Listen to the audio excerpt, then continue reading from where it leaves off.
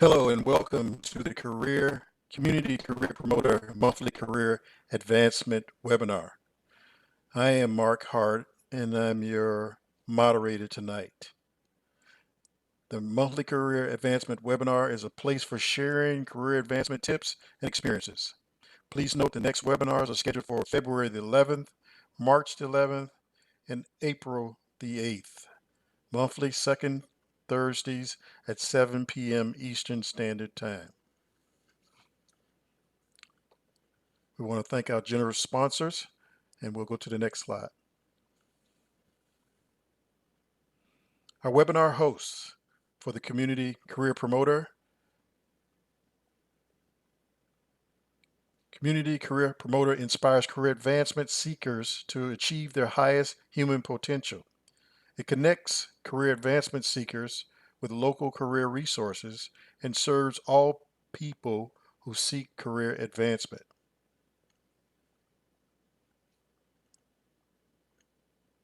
A friendly, important message from the Community Career Promoter.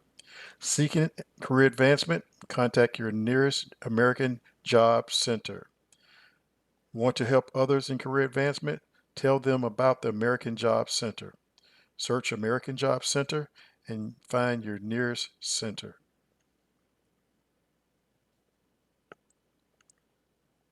Visit the virtual American Job Center at www.careeronestop.org. Career One Stop is all one word for self-assessment, training, and other career services.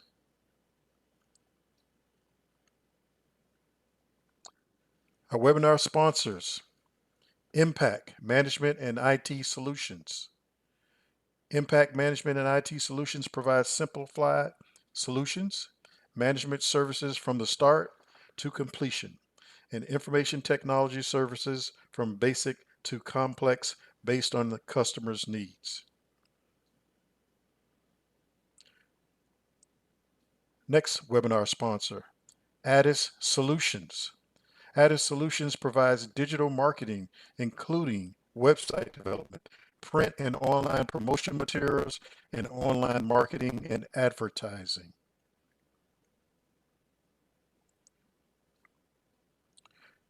Our next webinar sponsor, Azeb Talib Promo Club LLC. Azeb Talib Promo Club is an international business promoter. Services include B2B global network, top-level music promoter, and non-profit promoter. And last but not least, ICAT Professional Services, making your people and data greater. ICAT Professional Services is your partner for professional development, talent source, and data analytics and societal impact. Service offerings include Career Academy, outsourcing, staffing and recruitment, applied data analytics, and social enterprise.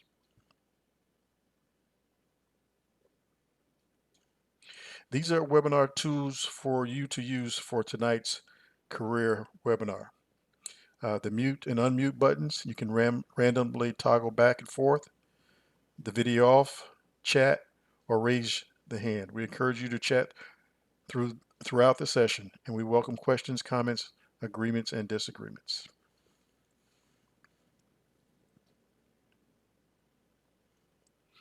Now, on to our guest speakers and their success stories.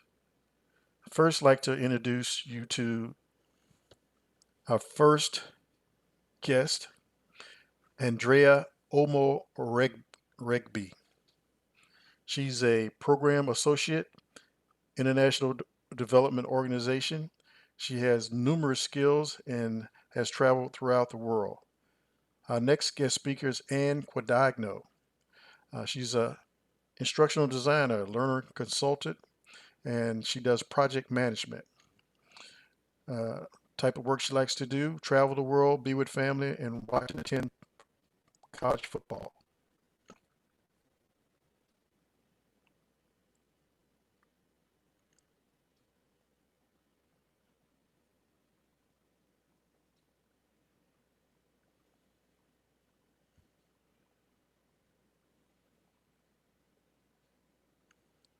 Now, who would like to take the first question that we have for tonight?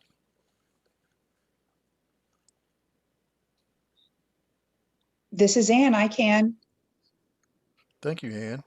The first question: what are the best insightful career tips that you receive from others? Okay, that's a great question. One of the things that I received from others, probably later in my career, which I would wish I would have known earlier, is not to just get a mentor, but get a sponsor. So within the company that you are in or a company you want to go to, find somebody that will sponsor your career so that believes in you and brings your name up when opportunities arise and can point you to opportunities. So more than just a mentor to guide you, but somebody to actually be your cheerleader and look out for you and really be that sponsor that you need to grow your career. Another Okay. thing is that I learned, or that a tip was actually from my mom, who is, uh, it was interesting that it came from her, but I found it to be true more later in my career because I became wiser. Uh, she told me, do not assume that they know you want that promotion or that new position. Just because you're a good worker and a high performer, you need to ask for it. And at the time, being shy as a younger person in the career, my career, I was too kind of shy or not confident enough to believe that. I thought they'd see my work and then I would be able to get the promotions. But actually, as I went through my career and became a manager myself, I realized that there's a lot of good workers out there. You really just need to put yourself forward and let your manager and your sponsor and whoever know that you're interested in those positions or the advancement. Well, thank you very much, Ann.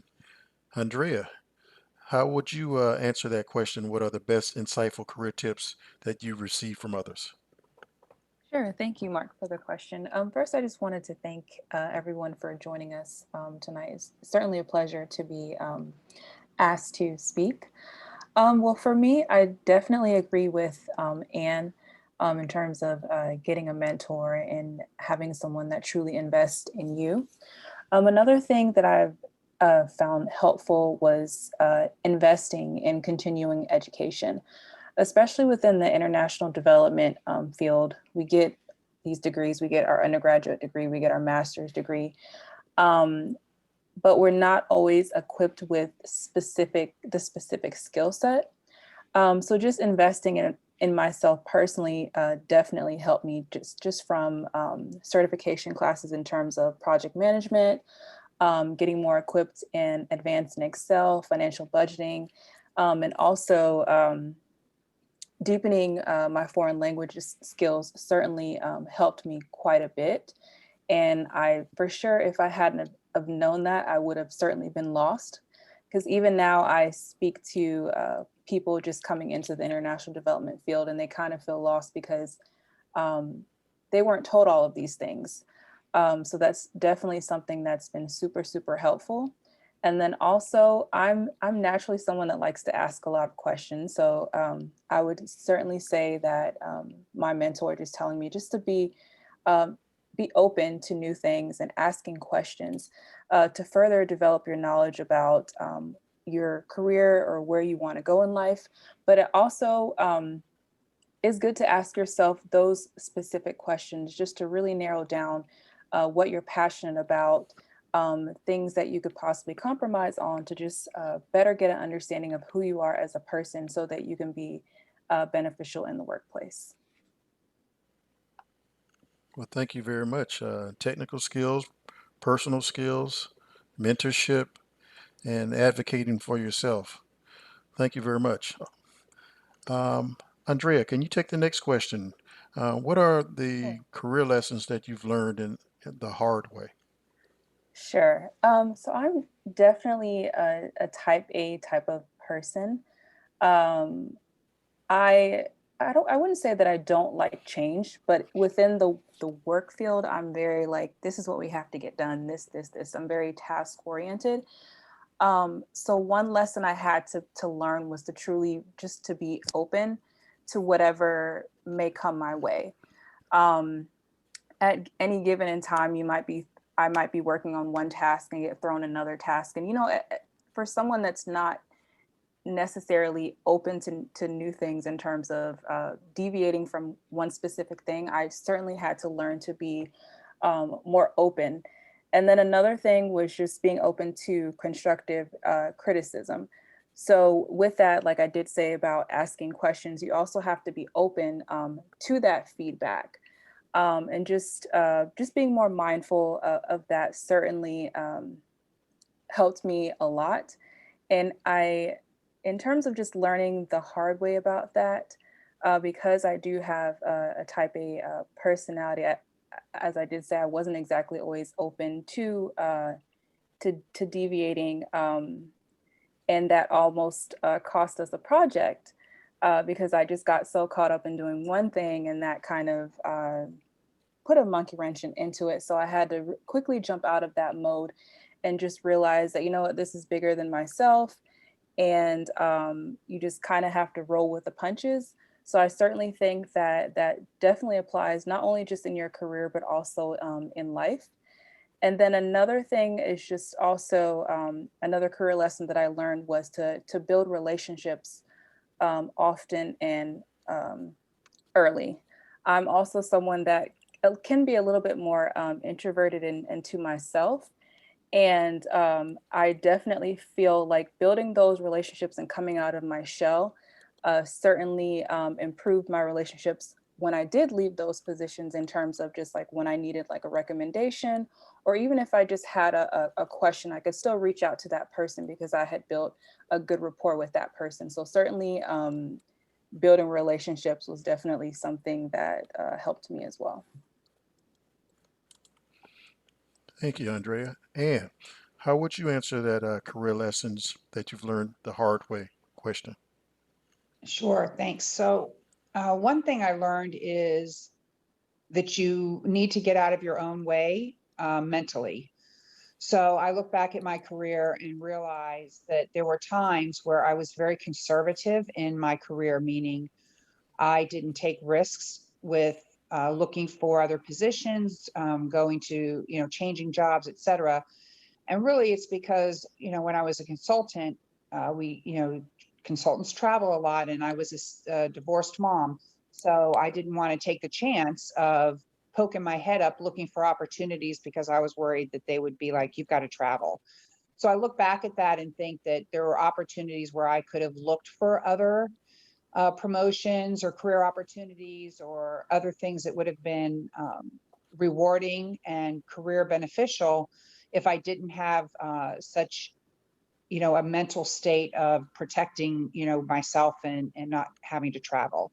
So I look back and know that I actually could have advanced my career much more than I did at that time and still managed my home life. So I would say kind of get out of your own way with your perceptions. Oh, thank you very much. Next question. This question is for Andrea. We'll start out with you. What are your career journey stages or milestones that you've visited throughout your career journey?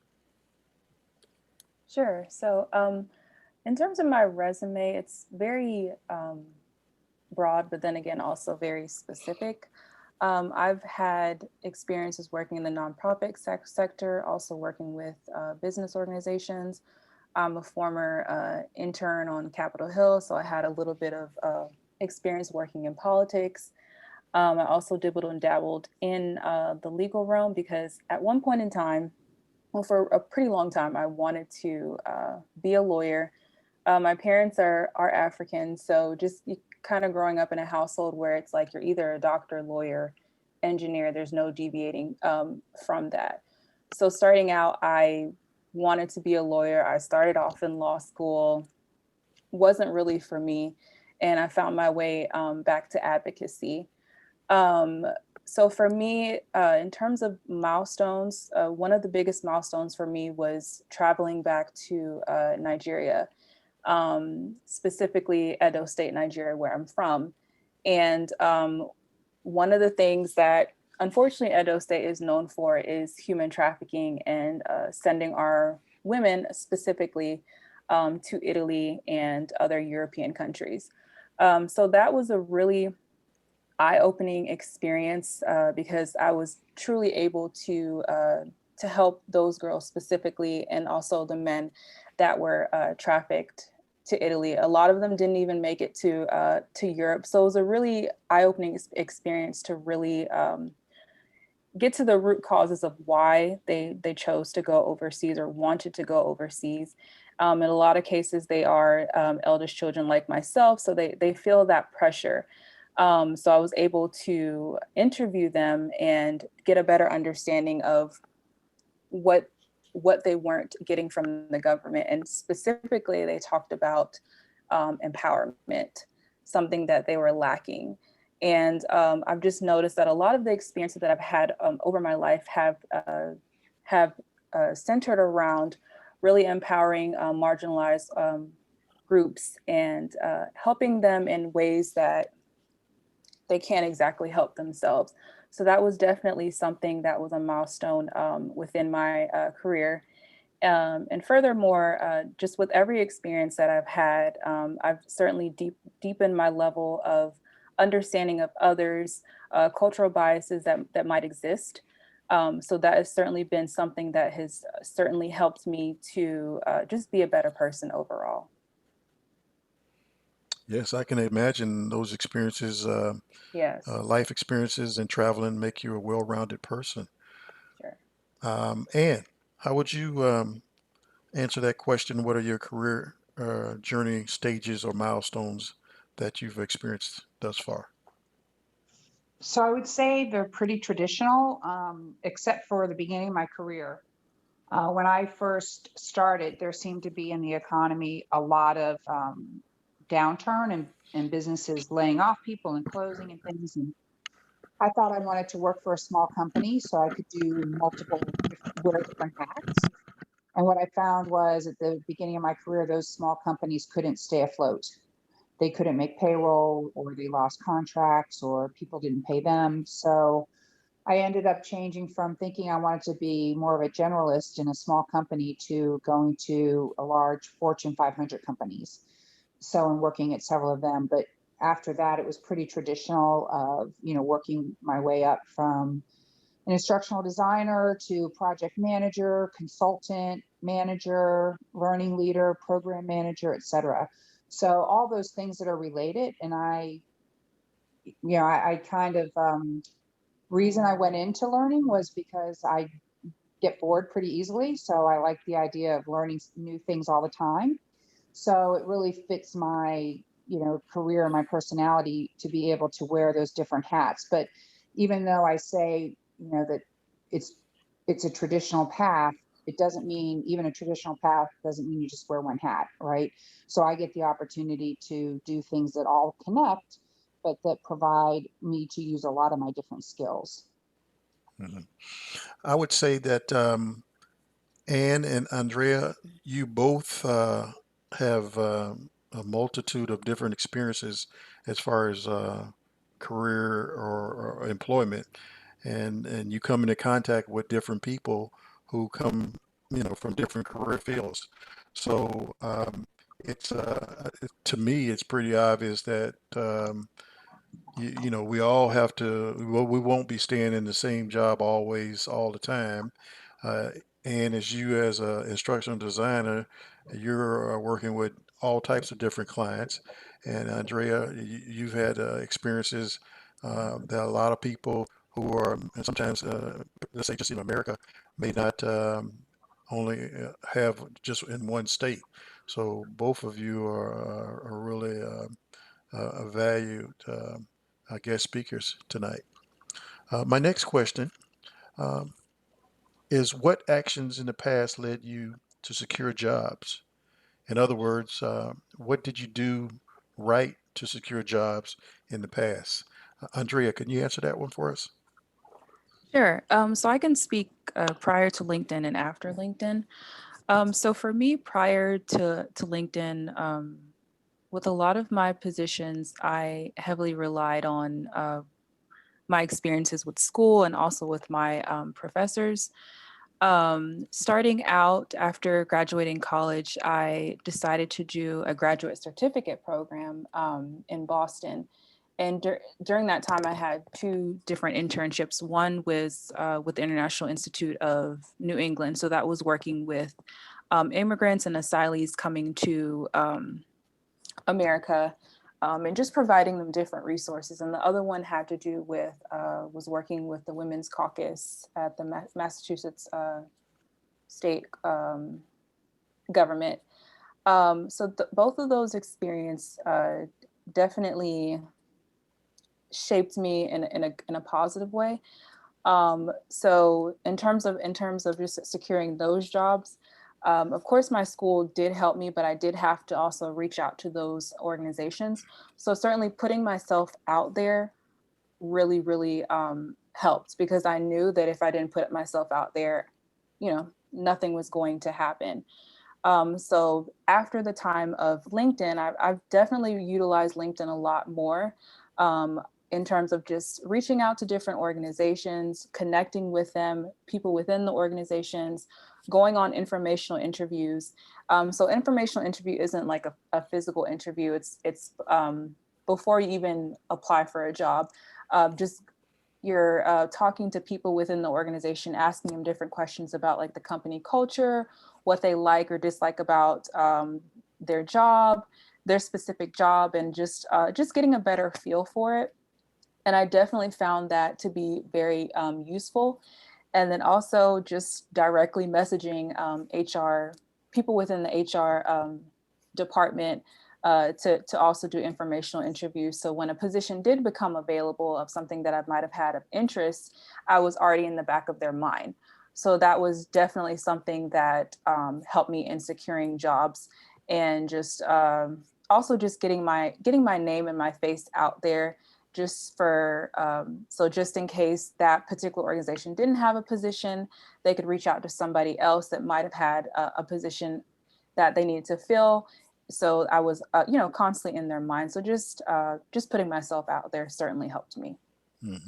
Hmm. And how would you answer what actions in the past led you to secure jobs?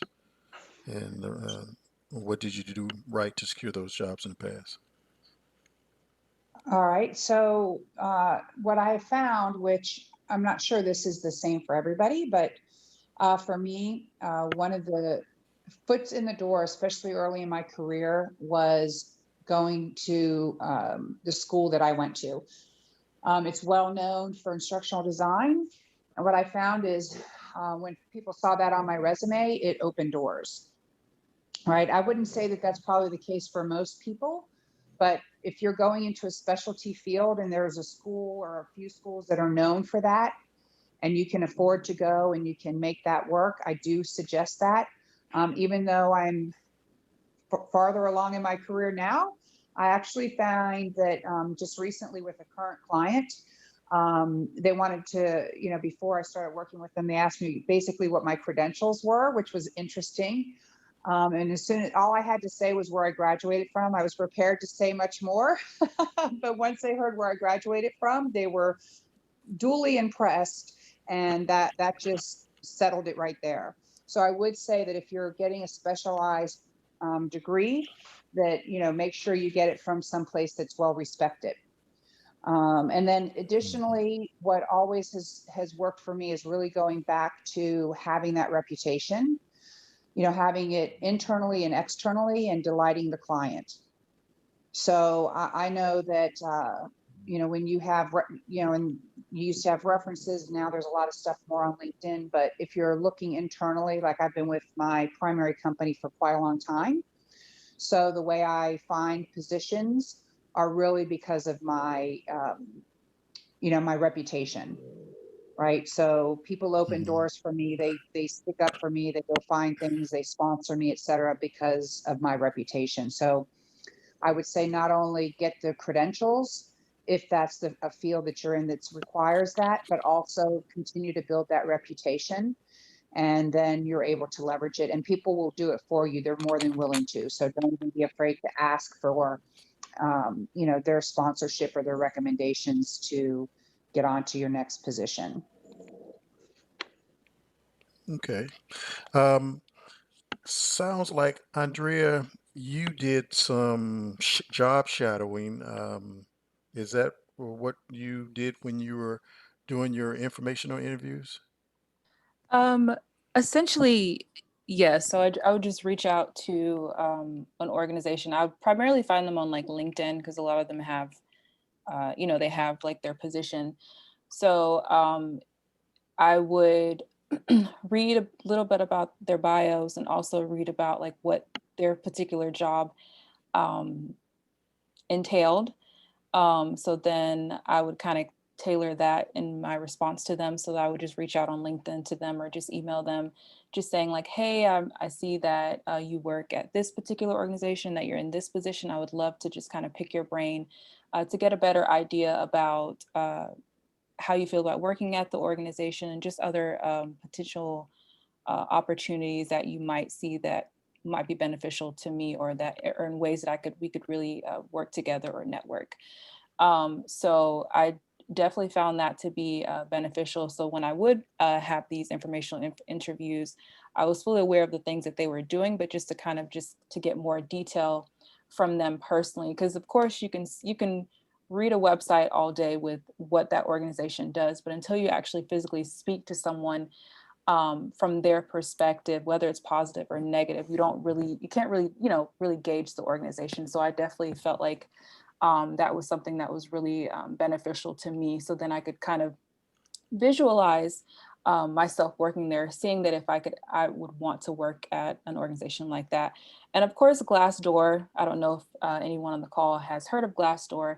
They do offer us a part of their website where they do reviews. So I would kind of compare and contrast what the person was saying, and then also with the reviews to kind of to gauge what the organization overall was about. Thank you. I see we have one hand up. Mr. Gabe Hamda, uh, can you ask your question? Sure. Mark, thank you so much for the opportunity. I just want to say two things. I could not wait until the end of the session to say this midway. The first thing is I'm really thoroughly enjoying what the two speakers are sharing, Anne and Andrea. I'm really impressed by the richness of your background and, the nuggets and the insights you are sharing. So I'm just so excited.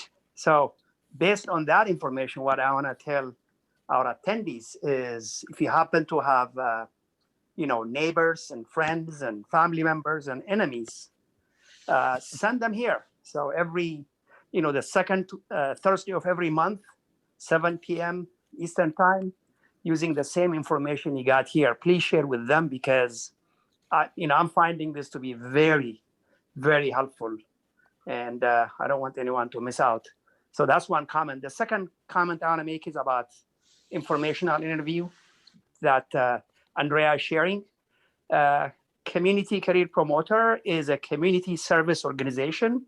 One of the services we provide to anyone interested, to a job seeker or someone who wants to change a job, is to facilitate informational interview. Okay, so we've developed a guideline, and we have quite a few volunteers who are interested to offer our interview to give you insight about their organization, about the profession they are in.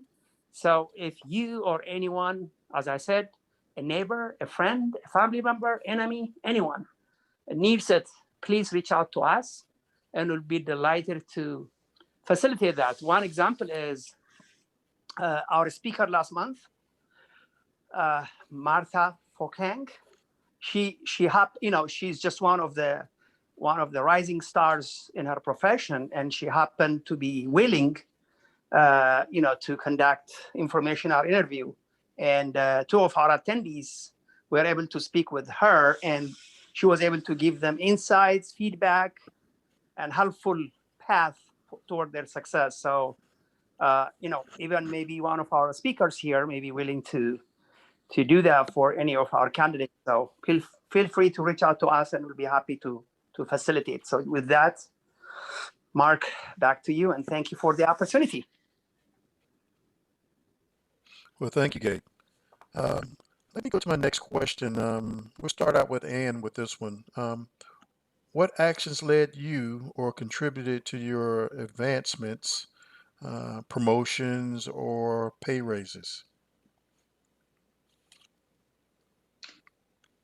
Okay, I think I answered that in the last question mostly, but I'll talk about a little bit. I got this great piece of advice about negotiating pay, right? So this is one of the best things, Gabe, I got from Florida State University. So it wasn't even about instructional design. And it was from a professor, Professor John Keller, Dr. John Keller, if folks know him. And he said, you never go first when you're negotiating your pay with an employer. You go first, you lose. You risk being too high or you risk being too low. You're too high, you're out of the job. You're too low, you leave money on the table.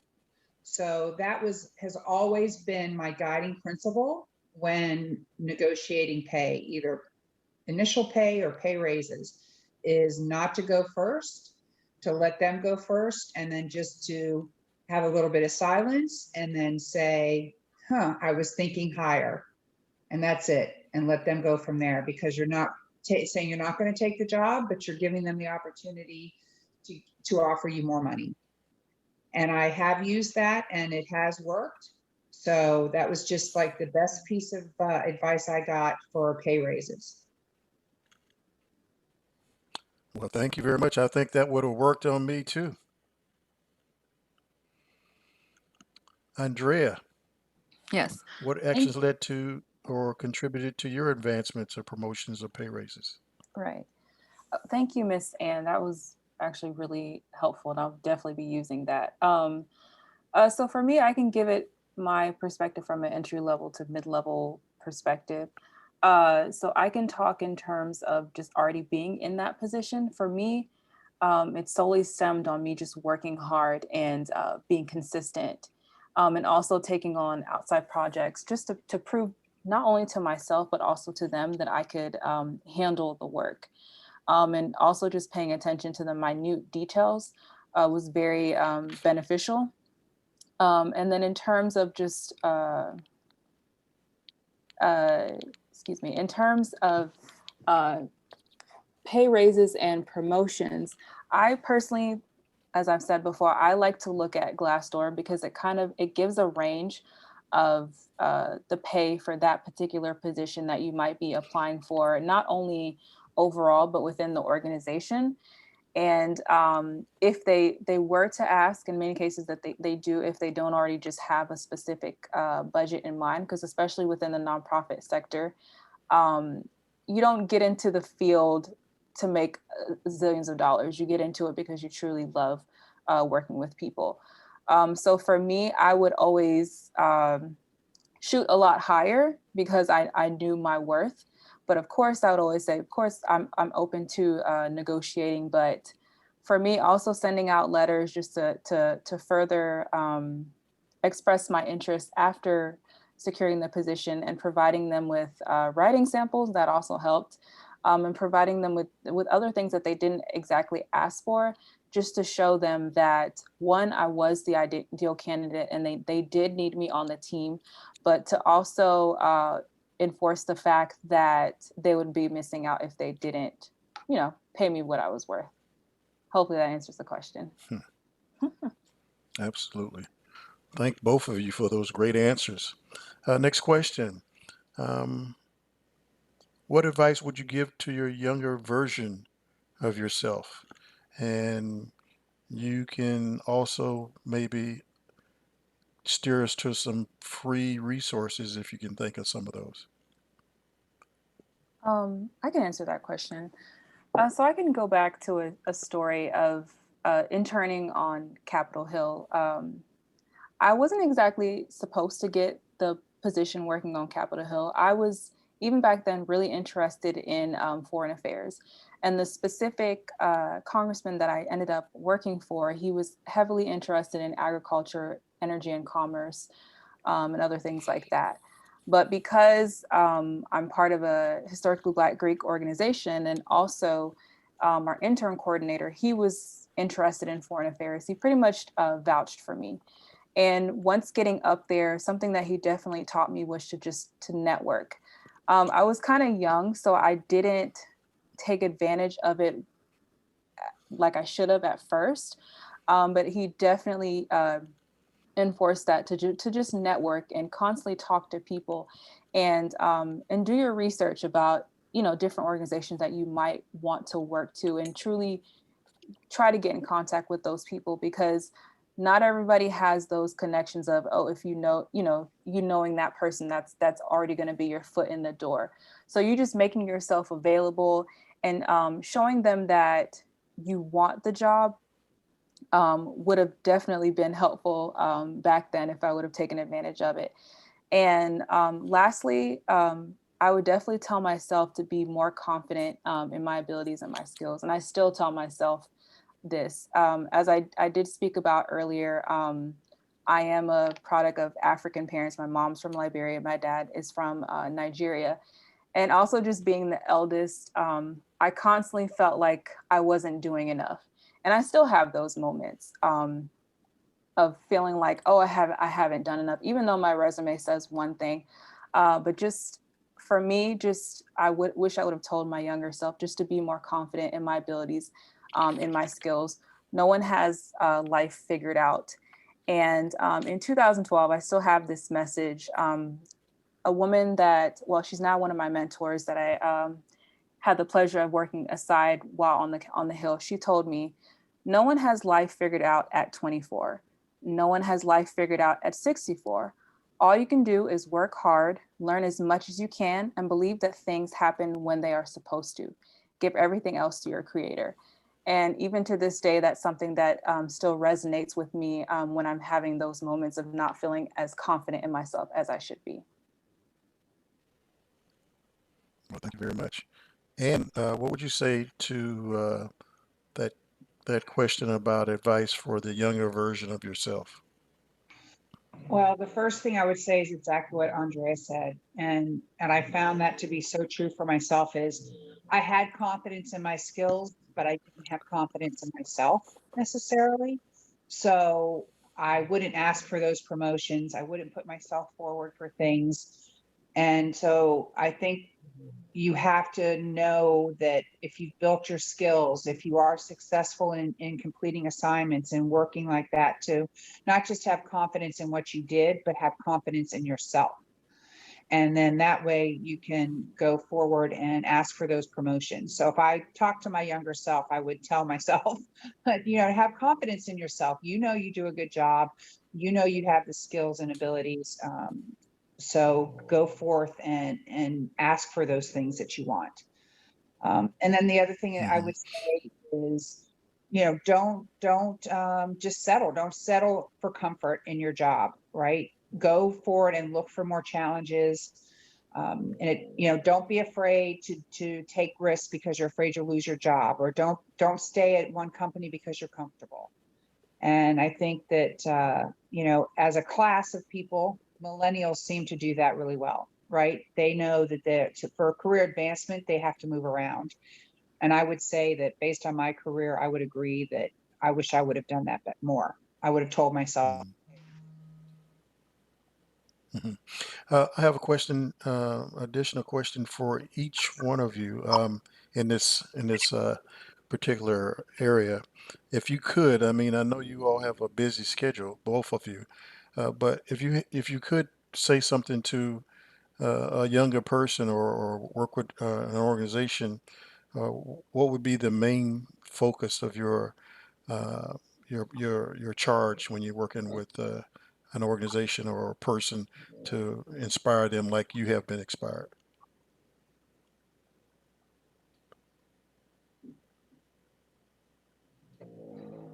Well, this is Anne. I guess I would say one thing is definitely build your reputation and your network. Okay. Those are the two greatest assets you have. right? So if you have your reputation, then your network will help you. If you have your network, your reputation will help you. Having just one of those will not advance you as far as you could go. You need to have both a good network and a good reputation. Hmm. Always selling yourself. Well, not selling yourself, but proving yourself, right? Hmm. So, I think you prove yourself with your actions, but you Hmm. also do have a network so people can recognize it, Hmm. Hmm. right? They can recognize that you do well. And also, I also believe in networking that it's not a what's in it for me. It's a how can we help each other, right? Because sometimes you'll just do things for other people with nothing in return, and that's Hmm. okay, Hmm. and vice versa. Gotcha. I definitely agree with Miss Ann on everything that she said. I guess I would go further with it, with just really know what you're passionate about and don't deviate from that. Because if you truly know what you're passionate about, you can be successful at anything. And when you are reaching out to people or you are networking, it doesn't feel like a chore. It feels like you're really trying to connect with people, because of course these people are there to help you, but you never want to come across as if you're just using them to get to your next stage. So if you Hmm. truly just develop your passion and you know exactly what you want, you can certainly help them, but they can also help you as well, and it won't come from a place of just advancing yourself without helping them as well. All right. Great answers. Okay, my last question. What are career related questions for which you're still seeking answers? Let me start out with Andrea. Sure. So that was actually a tough question for me.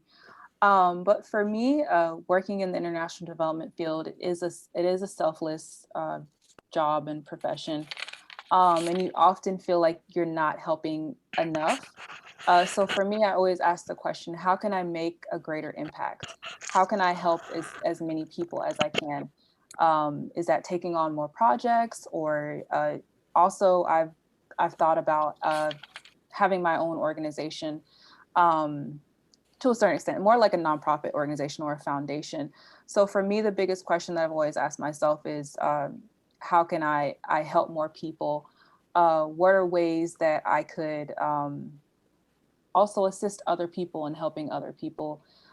Because, like I said, of course, because nonprofit is a very selfless uh, field, you can kind of get drained and feel like you're not being as impactful as you can. So again, that particular thing for me is just what more can I do to just help more people. All right, thank you. And how do you answer that question?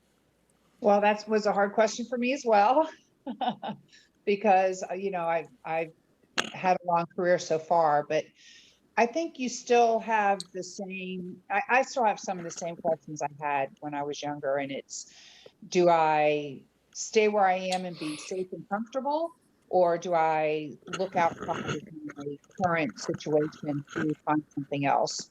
So, and I kind of think that most people probably ask themselves that all the time, unless they are just in the perfect situation, which I think is almost impossible. But yeah, I kind of continue to ask myself, is this where I should be? Okay. Well, that concludes our interview process or with our guest speakers. I want to thank you both for joining us tonight and sharing your success stories and your perspectives and giving our listeners and our guests who have joined us great insight on what they can do, what they can look for, and where they can think about going as far as in their career. Does anyone else have any questions from our audience?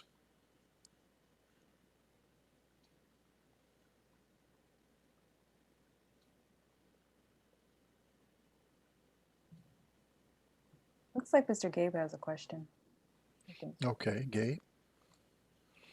Gabe, come on. Gabe has a question all the time, but you know what? I want to pause for maybe 10 seconds if someone else has a question or a comment, so I can hold my breath for 10 more seconds because. Oh, can you afford that, Mark? Can you afford 10 more I seconds? can afford that. 10. Okay. We don't want you holding your breath too long, but hey, no problem. Hello? Yes, go ahead. Who's Yeah, speaking? that's Michael. Good evening, everyone. Thank you. I'm Michael. I'm a CEO of Universal Proline, an automobile industry here in Atlanta, and I'm also into the automobile parts. But I overheard Andree speaking about a nonprofit organization, and I'm a member of the United States Chambers of Commerce. So I was trying to see if there's any way she can assist with creating an organization, something to give back to mostly the African community, because I have a network, I have something I'm doing back in Nigeria, but it's difficult for me setting up I believe the NGO, the 501(c). I don't know if she has any insight on that. Thank you. Hi, Mr. Michael. What tribe are you from? I'm from the Igbo tribe. Okay, Kedu. I know a little bit. But I was born and raised in Lagos, so I speak Yoruba. Oh, Yoruba. Bawoni. Mowa, Kilo Shele. I don't know what else to say. So in terms of the 501c3 process, I'm not as knowledgeable on that area, but I can certainly look into it. I have thought about having an organization, so we can certainly talk offline about what we can possibly do and how I can help. That's good, Andree. Thank you so much. You're welcome. So, Ms. Ann, do you have any input on that? Can you really assist also, please?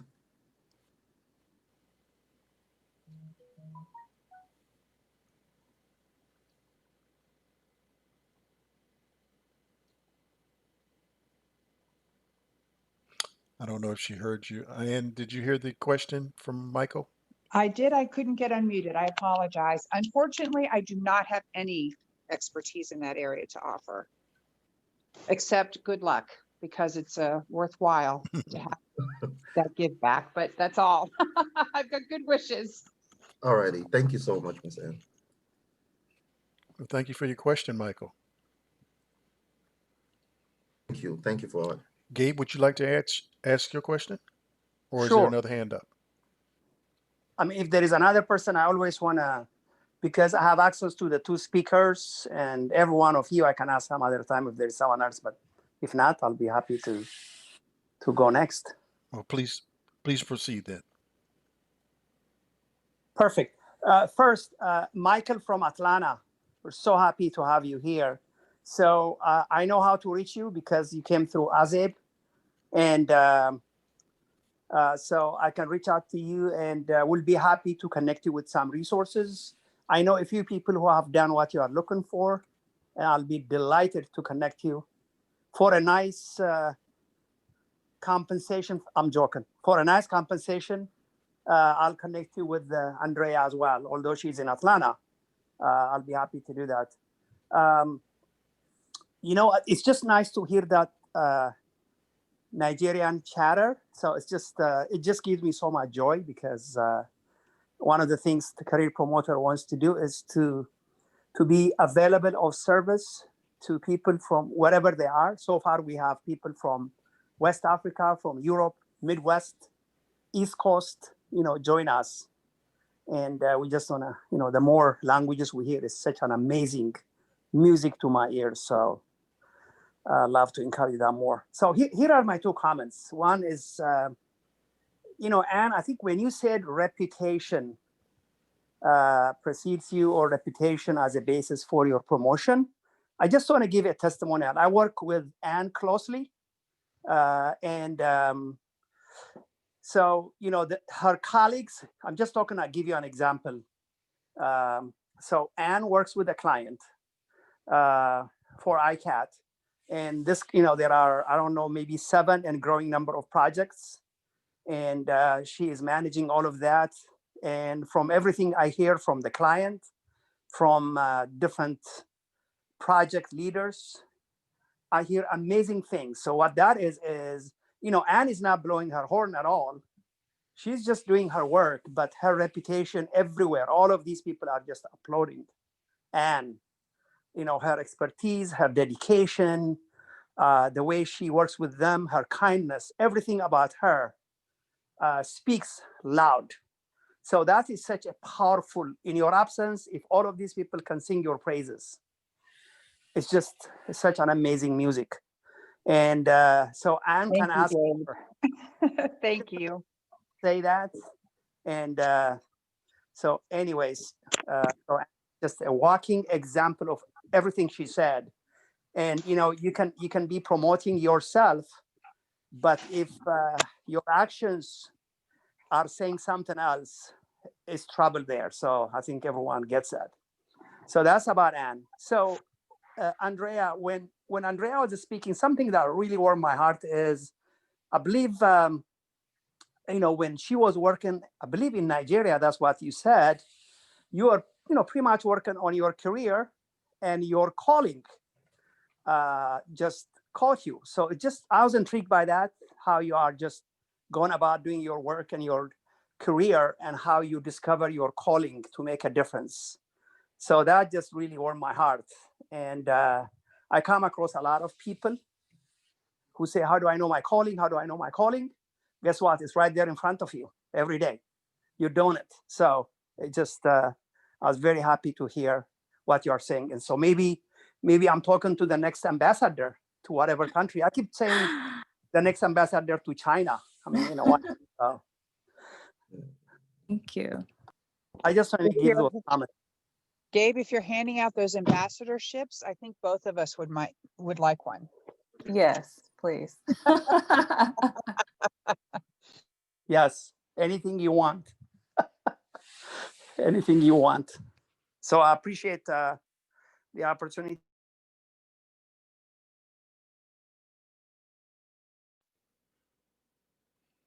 Okay.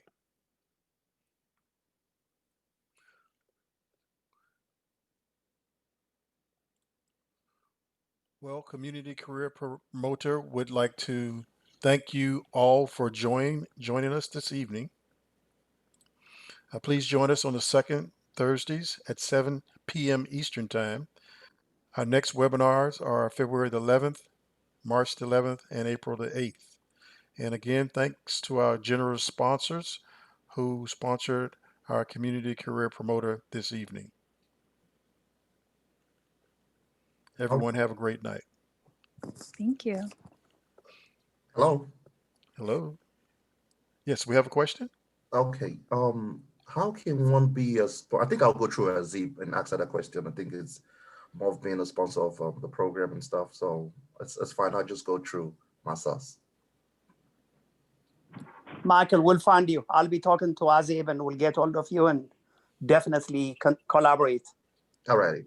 You and I will be talking, okay? All right. Oh, and Mr. Michael, if you have anything, I can definitely take a look at it and edit any of the documents you already have. We can kind of brainstorm. Okay. All right. That sounds good. Thank you. I think I already sent you my number. Oh, you on the did? chat. Yeah. Okay. I don't see it. I'll make sure everyone gets. So I have everyone's contact, and I'll get it to you. No worries. Okay. Awesome. All righty.